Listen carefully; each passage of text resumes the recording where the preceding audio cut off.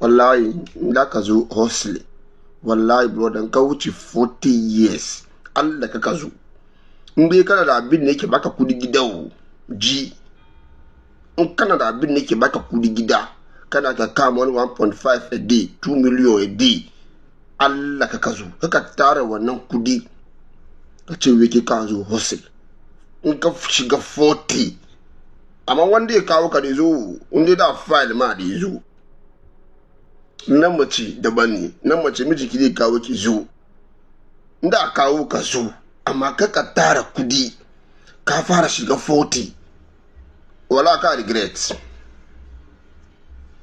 amma an ke yaro wani 23 wani 21 wani da ka zo saboda kana still life more na ahead even though ba wani sabon da ya fin gobe amma wallahi zo kaka sai gidanka ka je ka ba connection man ka regret mutane suka zo turai suka sai property sun kaji 2 billion 1.8.99.4 su regret nan ba dadi o bala nan gaba jin dadi kariya ne mu muna cikin garin system muke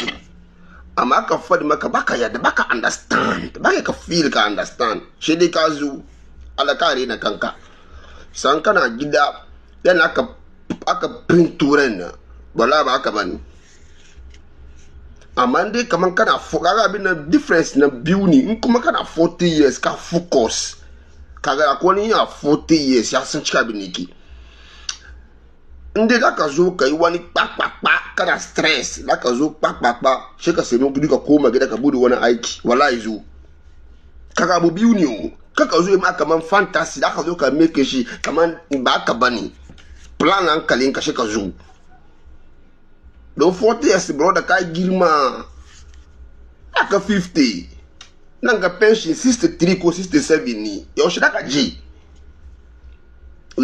ka je pension ka mutu ka wala kuma da ka shiga ka zo no family ka so increase ni long family kaga wani a ce maka mau shi da babanka yayi da kanin to diyan shi kanwata da mace kenan take magana ka wita di block ya fuka street mukun kurunta cire block nan ka ga wawanci to ke ka tuka girba ka tuka frustrate kake zuwa ka an kaman ka mo depression ya ma kaman ko duniya duka an zamani kaka shirme ka zo kana wala